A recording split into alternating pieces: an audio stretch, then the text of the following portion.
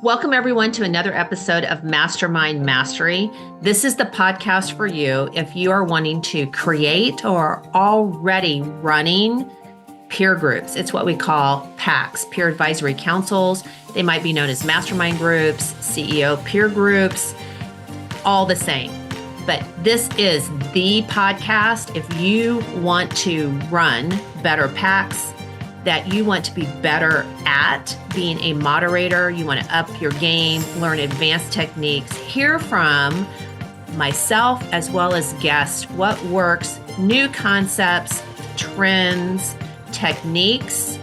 Also learn content, things you can take back to your meetings, different ways to do different things to solve problems that we all have when we're running groups. It will increase your retention, reduce your attrition, get you more members, make you more money. This is the podcast for you.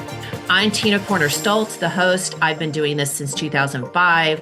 I built a territory of 10 plus groups, sold for a multiple, started LX Council, Leader Exchange Council in 2012. We are a licensing model. We are the leading educator in the peer advisory council space. We have the podcast. I have a licensing program with certification. I've written 2 books. So today, when you hear this episode, each and every week, it's a new podcast where we dive deep into a topic for 15, 20 minutes. One week, it's me doing a deep dive on all the experience and insights from not only today with our entire licensed partner community or the past, what I've learned along the way, but we also have guests that are out there doing groups today that share their insights and new concepts. So let's get started with today's episode. So welcome everyone to another episode of Mastermind Mastery. I'm your host, Tina Stolz, and I have a guest today. And I'm excited to have Jorge Titinger as our guest. And Jorge is also a licensed partner of LX Council. But I'm very excited because we really haven't spent any time on this kind of a topic over all the episodes that we have out there. Because what you're going to do today is you're going to learn, like, first of all, why should you get into doing this? What makes someone successful in running groups? And a little bit about kind of, based on what Jorge is going to share with his experience, you're going to have some takeaways about things to consider as you think about either jumping into this space or expanding. Like if you're doing maybe a group and you want to do more, et cetera. So definitely some of insights about what works, what doesn't work as far as doing this. So welcome, Jorge, to the show. Thank you. Thanks for having me. Of course. And will you share with the audience, first of all, where are you and type of groups that you do? And you have a phenomenal background in regards to really being credible about talking about this topic, and a little bit about your experience in the peer group space, and share that with the audience. And then we'll get started. Sure. So again, thanks for having me, Tina. My name is Jorge Titinger. I moved from Silicon Valley to Nashville, I think exactly 5 years ago. Oh. I lived in Silicon Valley from the time that I went to college through 2019 and had a career in tech. And I was a CEO 3 times for about 15 years in publicly traded tech companies. And I will add, the whole time that I was a CEO, I belonged to one of these mastermind CEO groups. Mm-hmm. It wasn't LX Council. I don't think LX Council was formed yet. I'm revealing my age.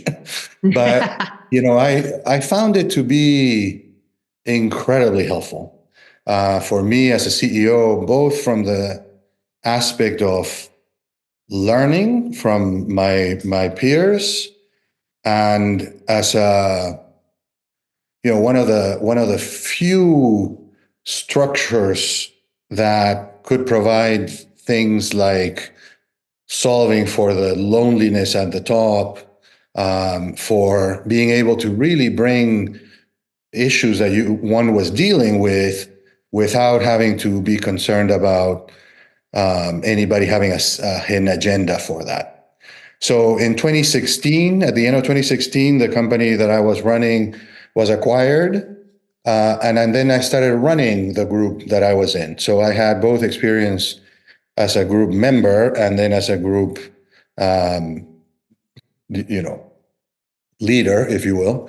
Yes. And I did that for 4 years, including a year when I was in Nashville during the pandemic. We were doing this remotely. Mm-hmm. So then when everybody started to go back to in-person meetings, I decided that I didn't want to go fly back to California every month to have a meeting. So that's when I met you, Tina, around that time, the end of 2019, early 2020. And I decided to, organize a group here in Nashville. So that's my background. Today serve on a number of publicly traded boards and as well as private boards and nonprofit boards. So I like to say that I'm, significantly failing in my retirement, Yes. but having a lot of fun. And actually, one of the things that provides, for me at least, the most satisfaction is running my LX Counselor group. Mm-hmm. Well, good segue as to why. So, when you actually came into leading a group, as you mentioned, what prompted you to say yes to that? Well,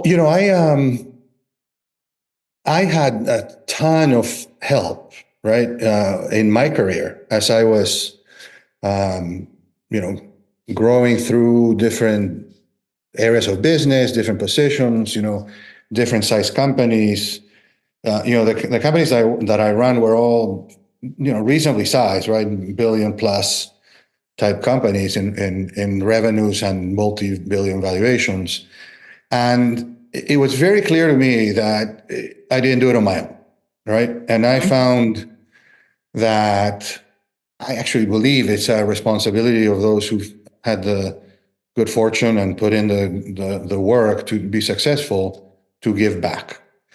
In my case, when I was, like I said, a member of peer-to-peer groups, I know I got a ton of value. And when I started running the groups, I saw that the members were getting a ton of value. In addition to me as the moderator, you never stop learning, right? I'm an eternal beginner. I call myself. So for me, it was, I was new to the community in Nashville. To some extent, the pandemic was a blessing in disguise because I was able to meet a ton of people since nobody was going to work and they didn't really shut down Nashville completely. So there was a lot of stuff going on, obviously, with all kinds of health protocols. But I got to know a lot of people fairly quickly. And there's other groups here, but I saw the need for another group and one where I could bring my background, my expertise to bear. And Nashville is a city that's growing tremendously. It has been growing for a number of years now. So, I thought it would be a great way for me to get engaged with the community, for me to bring value, and for people to start connecting with each other and create what is truly significant as a source of power for anybody, which is networks of networks, right? And amongst the members.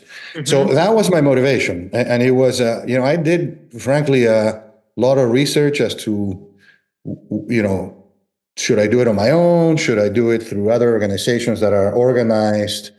And I chose LX Council because I thought the structure and the way that you had set it up was the most advantageous, both for the moderators as well as the members. So, well, thank you. Thank you. Welcome. And because of that tremendous experience of not only being a member for years, different roles that you've had as a CEO, and then running groups, different organization, and then here you are today, right? Groups. What have you found is essential to being successful doing this? And because you've sat on both sides of the table, and then you also sit on another kind of I'm going to say kind of a stool, what's that? Three-legged stool. There we go. where you're actually on a public formal board and different role, different responsibilities, et cetera, obviously. So here at this level, to share with the audience that of anyone who's thinking about doing this, or they're already doing it, but they want to be better, right? Or maybe they're struggling, right? What do you think are some of the key characteristics of a successful moderator? No, that's a great question. And, I'm not only for the groups, but also in the work that I did when I was an operating executive and that I do as a board member. And I'm an advisor to, do a little bit of angel investment to the companies that I invest in, is that the importance of culture, right? And you will create a culture for your group. Culture starts at the top, and so you will create one.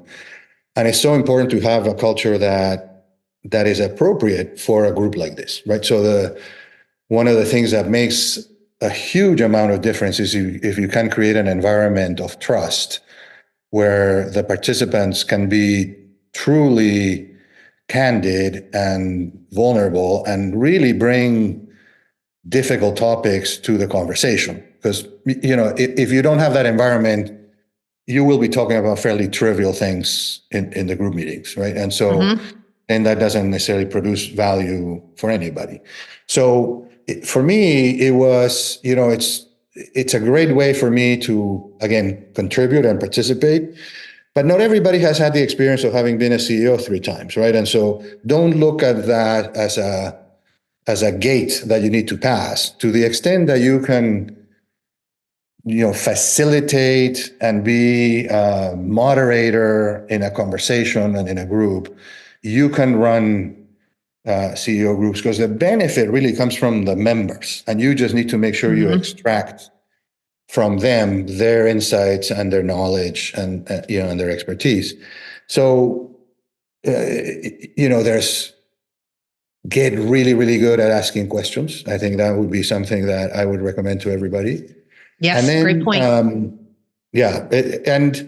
it's a great business, right? If you think about it, especially the way you've set it up, where to some extent we have the freedom to price as we wish.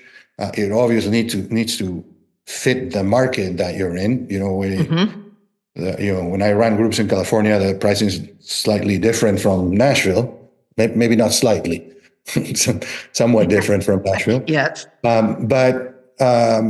If you're motivated by your own improvement and seeing others do better, this is a terrific path. And if, I'm running one group, partly because I'm on 4 boards that are public and don't have a lot of time, but even then, I'm considering running a second group because, word of mouth gets out there, and if people are really enjoying it, they will talk about it, and they will want to bring their friends into an environment like that. Friends, colleagues, right? Not necessarily just friends. But if you do from a business perspective, some of the fixed costs stay the same, whether you're running one or several groups. So then it's all about, variable costs, and you can do really, really well if that becomes your primary source of income if you run multiple groups. So true. It's satisfying, it's fulfilling, it's fun work, and you add a lot of value to the community, right? And it has a huge multiplying effect, because my guess is what the folks in my group are learning and the way they're improving, they're not just keeping that to themselves. They're probably passing that on to at least some of their own network, and certainly the people who work for them. And so you start creating, goodness all around. Well, I know you have some tremendous stories about the impact the group has had on some of your members, which goes hand in hand with what you're saying is the reward, how rewarding it is to do this. And in some ways you kind of think, wow, and I get paid to do this, because it can be very financially rewarding, but it's more than that. right? Yeah. And one of the other questions that I have for you is then what should someone consider, like, why not do this? So this isn't good for someone who XYZs. Yeah. So, to protect the innocent, I won't mention any names, but, there's a lot of folks, I think, that are either in the coaching business or consulting business or whatnot that may see this as a source of that kind of business. And, it may happen, but that cannot be the main motivation for somebody to start running a group, or multiple groups. It really needs to be for the benefit of the members of the group. If that results in adjacent opportunities for other things, then great. But there's better ways to just drum up business if you want to be a coach or a consultant, than running a group, because then it's about you and not them, and it really ought to be about them. I am a big proponent of what is typically known as servant leadership, and this is one way to do it in a way that is, I call it selfish altruism, right? You're doing good, and at the same time, you like you said, you're getting paid for that. It reminds me of when I was much, much, much younger and I played soccer professionally. I got paid to kick a little ball around, right? Mm-hmm. How great is that? This is not quite as same in the exercise level, but from satisfaction level, it's pretty similar. Mm-hmm. So you're absolutely right. Because the members will be able to tell if your interests are not aligned, right, with them for a good member experience. And I want to go back before we have to wrap up. I want to go back to something that you stated that if I were listening, I'd be like, can you go back and ask about this, which is culture? Mm-hmm. And you talked about one of the other keys to success and considering to do this and doing it is that you're actually building a culture. Correct. A group culture. Can you expand on that and maybe a couple of tips that could be helpful to the listeners about how do you develop culture versus just, you can't, if you don't do it, it does exist, right? Yes. So to be in control of developing the type of culture. So I know identified vulnerability and trust and all that is important for culture, but what are some things that you did and can you expand on that? Yes. So culture is such a complex word, right? And then for a lot of people is all touchy-feely, but the reality is it really shapes the way we look at the world, right? And the best way that I can define culture is where what you say you do, what others observe that you do, and what you actually do, where that all intersects, that's your culture, right? It could be explicit, it could be implicit, and whatnot. But in the end, it really is manifested by the behaviors that show up in your organization, in this case, your group. And that is that's what shapes the culture. So for me, it started with curating the group, right? Like, who is going to be a member? And what I was really looking for was people who want to grow their businesses and understand that to grow their businesses, they need to grow themselves, right? The second thing was people who were open to not knowing everything. I turned down many people who I had talked to about joining the group because they were already CEOs, they thought they had the answers to absolutely everything. And, if that's the attitude, they're not going to be great group members, right? So look for somebody who's both willing to share and to receive advice, who doesn't always think they need to be correct, right? And then you need to put in place rituals that preserve the culture, and some of them are just part of being Alex Council, like my transition process, right? Mm-hmm. And things like we are going to respect people's times, right? So we start and end on time. We try to really manage to an agenda. People are expected to come prepared to the meeting, right?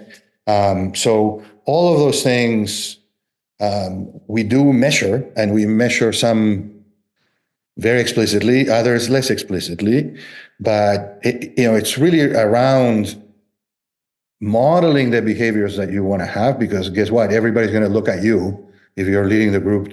Are you on time? Yes, Do you interrupt exactly. people?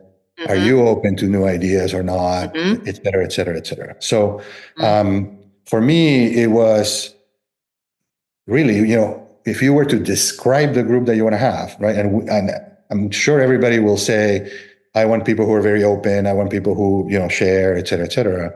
But then what behaviors show up, right? So if you have members who talk all the time, then guess what? They're not going to listen. So if you tolerate that, then you're going to have a group that doesn't listen. If you have members who don't say anything, they're not going to share. So you need to correct for those things. And, you'll get better. I've been doing this as a group participant. I did it for 15 years as a moderator in a group, probably 5 prior to LX Council and 4, I think, with LX Council, 3 to 4. So 9 years. And I'm sure I'm a better moderator than I was when I first started. So resist the urge to give them the answer. Your so role true. is really to extract the questions from the rest of the group. But do model the behavior of openness and sharing and celebrating. We had, Tina, you mentioned we've had some incredible successes in the group.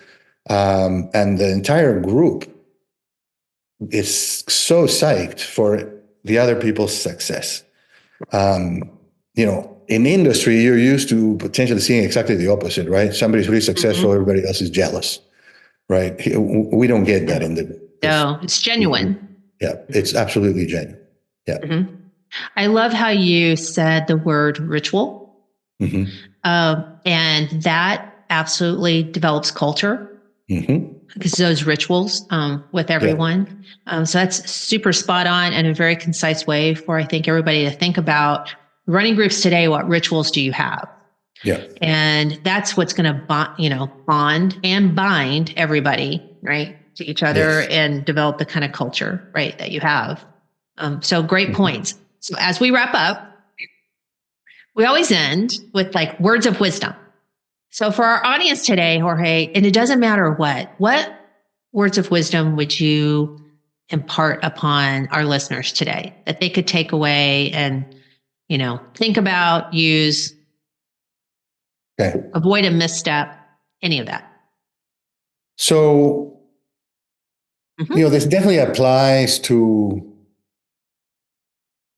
groups, to running groups, to being in a group, but it probably applies more, to anything in the world. And, I try to impart this to my kids as they were growing up is, there's some enormous amount of value in being curious, right? So always be open to learning. We've probably all heard, you have one mouth and 2 ears, right? So you ought to be doing twice as much listening as you're talking.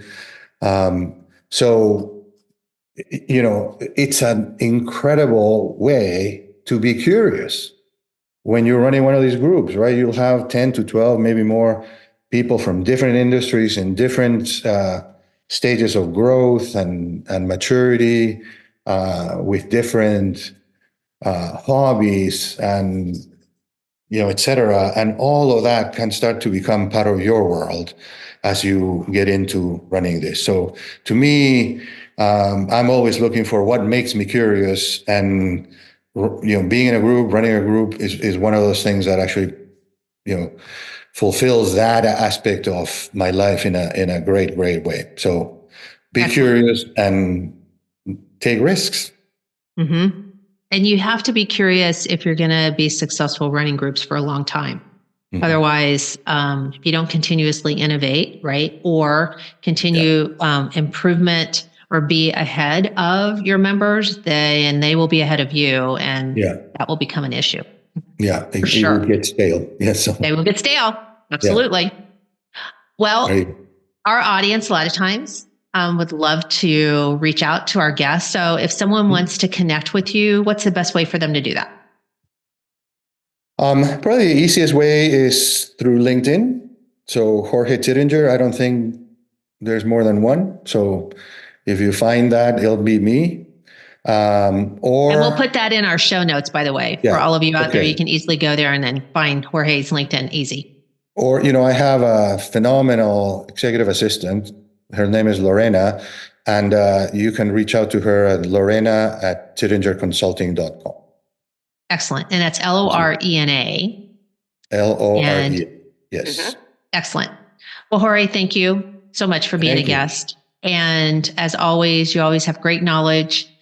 The key takeaways from today of just some of the things of what to consider, of characteristics to have in running a group, keeping it, building culture, rituals, were all really great points for everyone to consider as you walk away today. So thanks again to everyone for listening to another episode of Mastermind Mastery. And until next week, now you can go make it happen.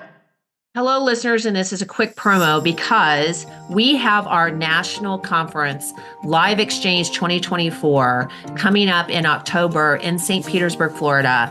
One day you can attend for a mere $500 and interact with your peers, others that are running groups, network with them, find out best practices, all those challenges that you're having, get insights that can help you personally, in addition to hearing a phenomenal list of speakers.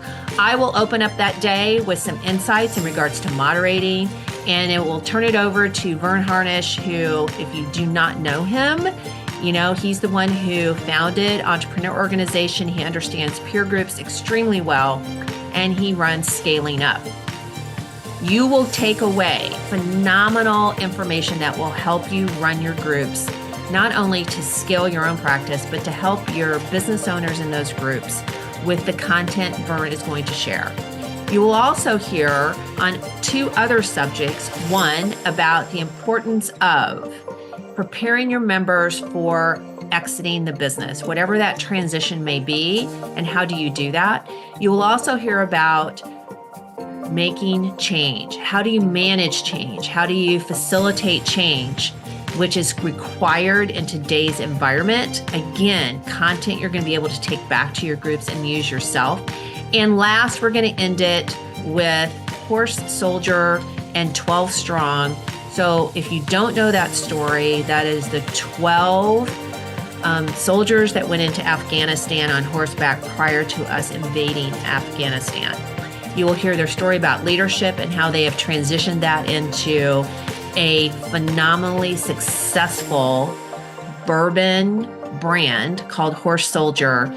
And you will hear how they have scaled that business. And we will end the conference with bourbon tasting. Again, a very packed day. I encourage all of you, if you are serious about your own personal development, I will see you and I will love to meet you personally October 18th in St. Petersburg, Florida. Go to our website and you can get all the details, see the details of the agenda, and register. Thank you, everyone, for listening to another episode of Mastermind Mastery. And to get access to today's episodes, not only the show notes, but any tools and resources, encourage you to, not only will you find them in the episode show notes, but also you can go to the website www.lxcouncil.com. So lxcouncil.com, and you will find a plethora of articles and content and tools and resources and worksheets and things like that that can be helpful to you in creating and running successful packs. I want to leave you with one thing that we end and teach to do in every single meeting, and that is the very last thing is to ask, what is your takeaway from today's episode? I encourage you to give that thought. Take advantage of the time you just invested in listening to the episode, and what can you do to move one step closer to the vision that you have and the goals that you're trying to achieve with your groups. So again, take a step back. What's your key takeaways? What can you actually act on? And I leave this with one note, and those of you that have read my book, Your Seat at the Table, you know that I ended the book with a story about my mentor. He always, when he met people, had a pebble in his pocket that he passed to them when there was knowledge shared. And so I ask you today to think about that pebble concept and to pass what you learned today on to someone else, which could be your members, or take it internally to yourself and act on it. So now go do something with those takeaways.